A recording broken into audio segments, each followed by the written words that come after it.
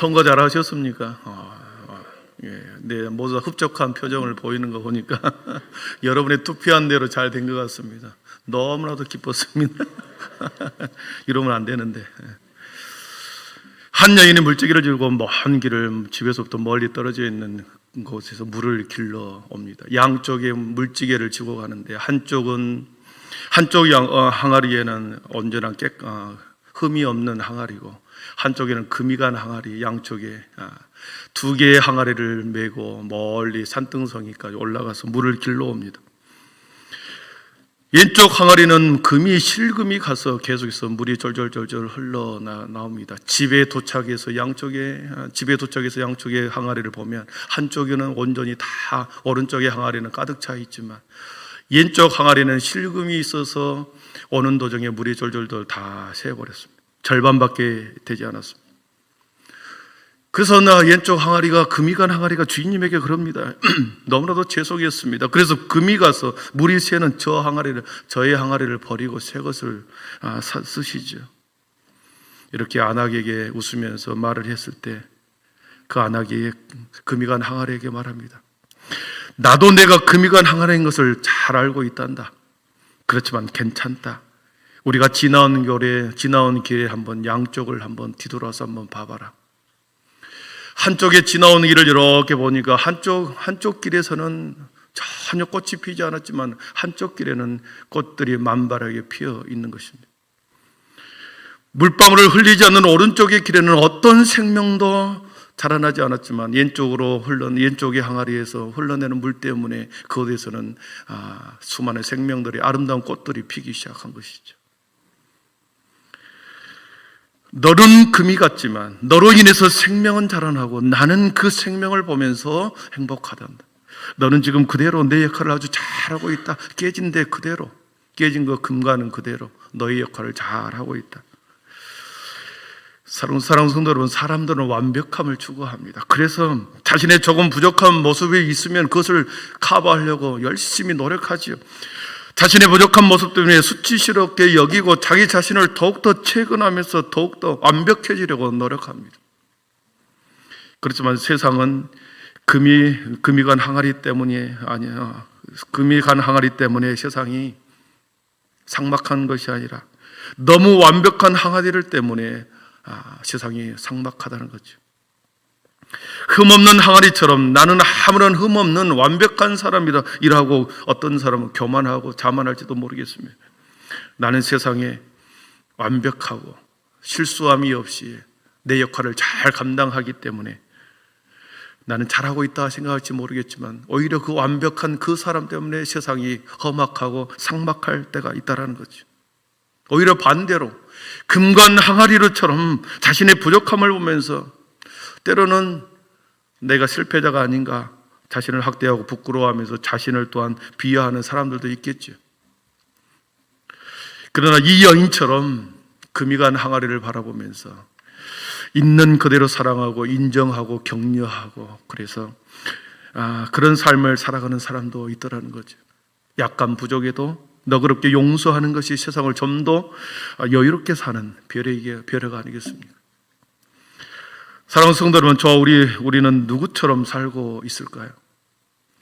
이 여인처럼 금이 간 항아리를 바라보는 그 순간, 누군가에게 부족함을 바라보는 그 순간에 그 사람을 그대로 인정하고 사랑하고 그 사람의 삶을 살아가도록 옆에서 격려해주고 정성을 들여주고 그런다고 한다면 혹시 금이 간 사람이 내 남편이고 그 금이 간 사람이 내 아이들이고 나의 친구들이 혹시 금이 간 사람이다 한다면 우리 성도들 중에 혹시 그렇게 금이 간 항아리와 같은 그런 사람이라고 할 때 그들을 받아주고 인정해주고 존중해주고 이해해주고 격려하고 사랑한다고 한다면 여러분 어떻게 했습니까?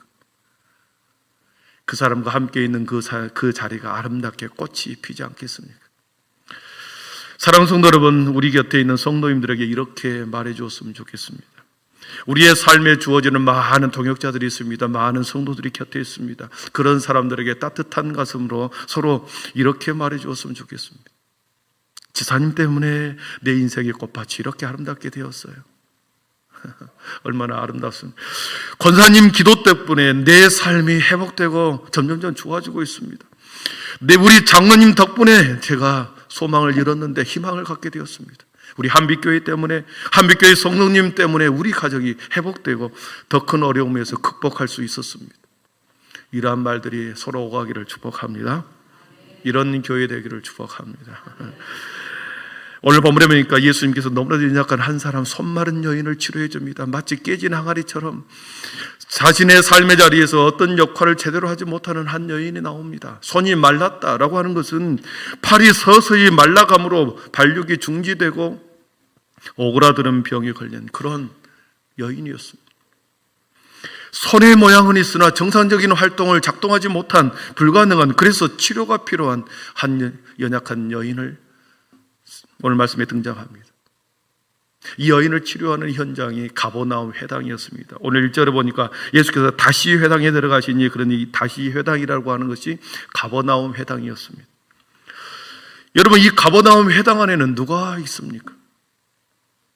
가버나움 회당 안에는 청년 예수에 대해 반감을 가지고 있는 종교 지도자들이 거기에 가득 들어 있었습니다. 오늘 말씀 2절에 보면 그런 표현이 나오죠. 사람들이 예수를 고발하려 하여 안식일에 그 사람을 고치시는가 주시하고 있거늘 그랬습니다. 예수를 고발하려고 하는, 예수를 책잡기 위해서 두 눈을 부릅뜨고 청년 예수의 약점을 잡기 위해서 가버나움 회당 안에 모여 있는 것이죠. 그 속에 우리 주님이 들어간 것입니다. 뻔히 어떤 분위기인지 알고 어떤 사람들이 지금 그러한 태도를 가지고 있는지 주님은 다 아셨지만 한 여인 때문에 정면 돌파하기 위하여 가버나움 회당으로 들어가셨습니다.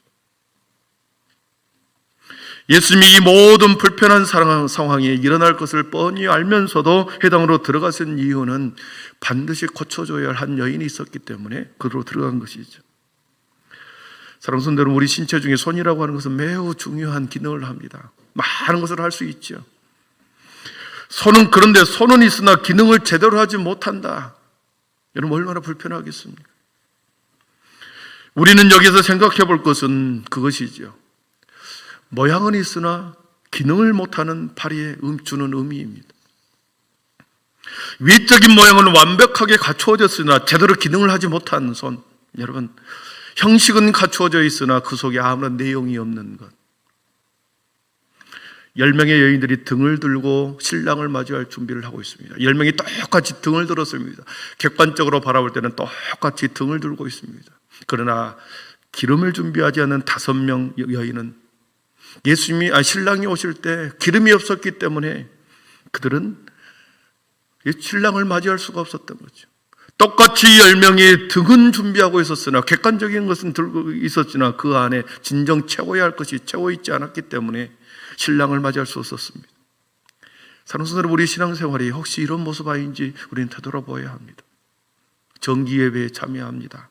정상적으로 교회에서 봉사하고 열심히 헌신도 하고 말씀도 있고 그렇습니다.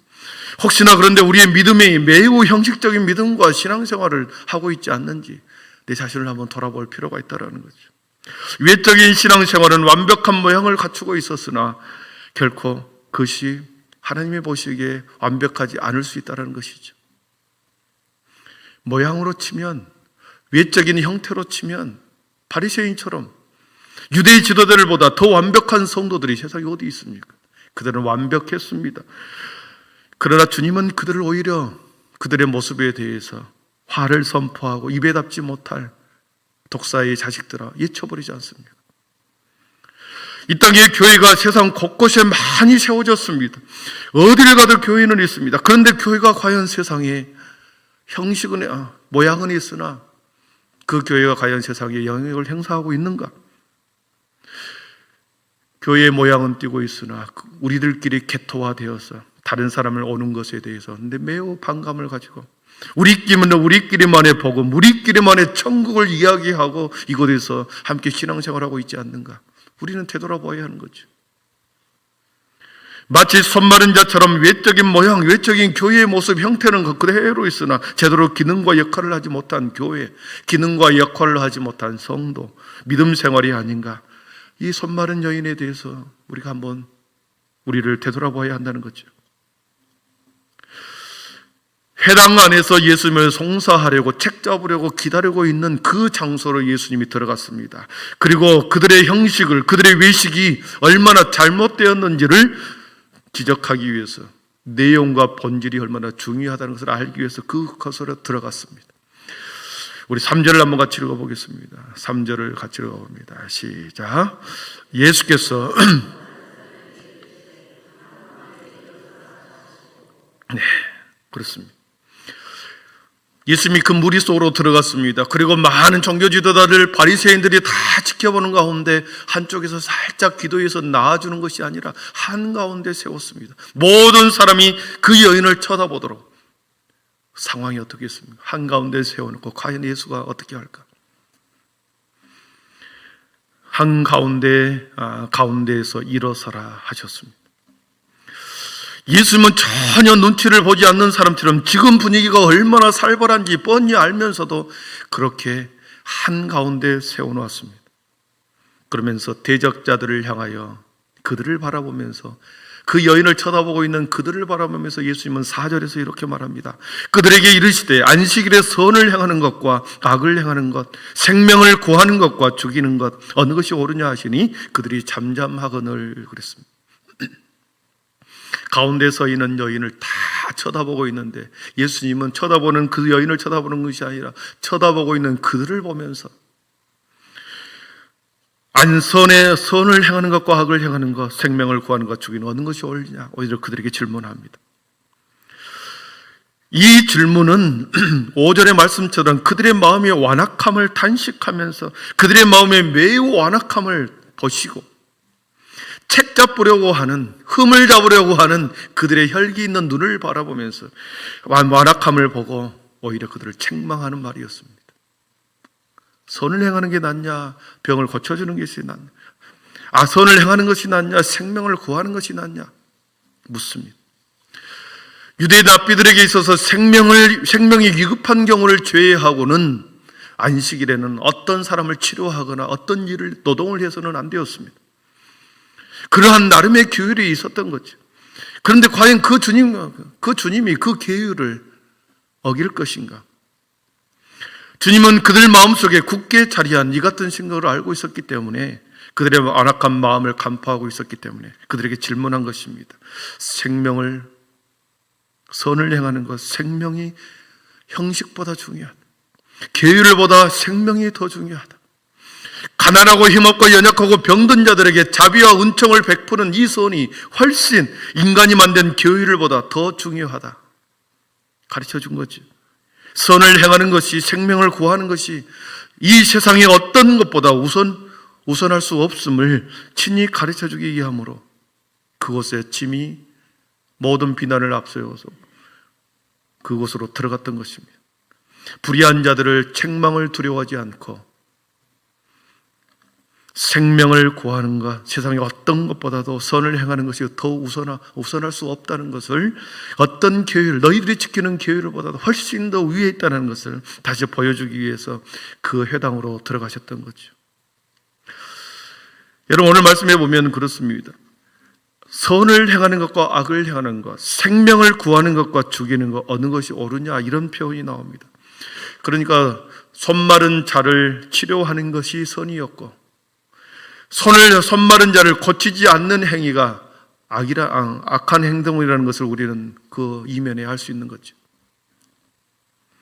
그런데 우리가 생각해 볼 것은, 손 마른 자를 고치는 것은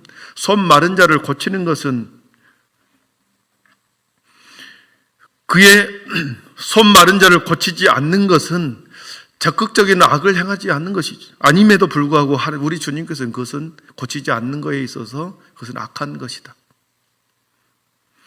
성경이 우리 주님이 정의하는 악에 대한 기준을 우리에게 다시 정의해 줍니다. 우리는 대부분 선을 행하지 않는다 하여 그것을 악하다고 말하지 않습니다. 선을 행하지 않는 부작위, 우리가 하지 않는 소극적인 행동에 대해서, 선을 행하지 않는 것에 있어서 너 악한 짓을 했다 이렇게 말하지 않는 거죠. 그러나 우리 주님께서는 소극적으로 선을 행하지 않는 것이 악하다고 이렇게 규정하고 있는 것입니다. 여러분, 선한 사마리아 비유를 우리는 너무나 잘 알고 있습니다. 레인이 그냥 지나가 버렸습니다. 강도 만난 자가 힘들어하고 죽음의 위기에 놓여 있는 고통스러워하는데 그 자리를 보고 구조하지 않고 지나간 레인에 대해서 도덕적으로 비난할 수 있지만 직접적으로 악을 행하지는 않았지요. 레인은 강도 만난 자에게 어떤 형태로든지 악을 행하지 않았습니다. 그러나 그냥 지나가고 방조한 그것이 우리 주님은 악하다는 것입니다. 예수님께서 비록 안식일의 규정이 있지만 성을 행하는 것이 안식을 형식적으로 지키는 것보다 훨씬 더 중요하게 모든 사람들 앞에서 그를 치료해 주었던 것입니다. 우리 주님이 선을 행하는 이 모습을 보고 해당 안에 있는 사람들의 반응이 6절에 나옵니다. 우리 6절을 보고 말씀을 정리하겠습니다. 6절입니다. 같이 읽습니다. 바리새인들이 나가서 곧 헤롯 왕과 함께 어떻게 하여 예수를 죽일까 의논하니라. 아멘. 자기들이 하지 않았던 그 일에 대해서 자신들이 금과 옥저처럼 여겼던 그 율법을 깨트리면서 병을 고쳐주었던 그 모습을 보면서 헤롯 왕과 바리새인들이 함께 어떻게 하여 예수를 죽일까 의논하였다 그랬습니다. 바리새인과 헤롯 왕은 적대적인 관계에 있었습니다. 이 헤롯 왕은 정치적인 세력입니다. 자신들을 지배하는 헤롯은 갈릴리 분봉왕을 추종하는 정치적 집단이었습니다. 그렇기 때문에 바리새인들은 이 헤롯 왕에 대해서 매우 적대적이었습니다. 그런데 오늘 예수를 죽이려고 함께 그들이 서로 손을 잡고 연대하여 예수를 제거하라고 결합하고 있습니다. 사랑하는 성도 여러분, 신앙생활은 영적으로 적과 마주하는 일종의 영적 전쟁 가운데 있다는 것입니다. 오늘 살아가는 우리들도 사탄 마귀는 우리를 대적하기 위해서 얼마든지 서로 연대하고 연합한다는 것. 하나님의 교회를 무너뜨리기 위해서, 그리고 하나님의 성도들을 실족하기 위해서 사단 마귀는 적과도 많은 사람들과도 선한 사람과도 손을 잡고 무너뜨리려고 하는 것이죠. 그러므로 우리는 이러한 영적 전쟁 가운데 팽팽한 긴장감을 가지고 우리는 살아가야 합니다. 언제 어떻게 무엇으로 사단이 우리를 공격해 올지 모르기 때문에 우리는 언제나 깨어 있어야 한다는 것이죠. 말씀을 정리합니다. 예수님은 오늘 본문에서 우리들에게 외적인 형식적이고 모양만 갖춘 신앙생활을 해서는 안 된다. 적극적으로 악을 행하지 않았을지라도 소극적으로 선을 행하지 않는 것, 그것도 주님은 그 행동을 악한 것이라고 말씀하면서 매우 높은 도덕적 기준을 우리들에게 요구하고 있습니다. 악한 마귀는 언제든지 서로 연대하고 결합하고 그리고 연합하여서 성도를 공격해 올 수 있기 때문에 언제나 깨어 있어야 한다. 오늘 우리들에게 이월 말씀해 주시면서 주님이 우리들에게 궁극적으로 가르쳐 주는 것은, 가장 중요한 것은 선이요 생명이다. 선이요 생명보다 더 중요한 인간의 어떤 계명일 수 없다. 예수님은 그래서 친히 대적자들의 속으로 들어가서 그들의 마음의 완악함을 보시고 무엇이 진정으로 중요한지 가르쳐 주었습니다. 진정으로 중요한 것, 주님이 우리 무리들에게 가르치고자 하는 것은 생명이었고 선이었습니다. 사랑하는 성도 여러분, 우리 모든 성도와 우리 교회도 무엇보다도 선을 행하고 생명을 살리는 이 일에 우리가 더욱 앞장서서 주님 보시기에 그 길을 함께 세워가는 우리 모든 성도들과 우리 교회 되기를 축복합니다.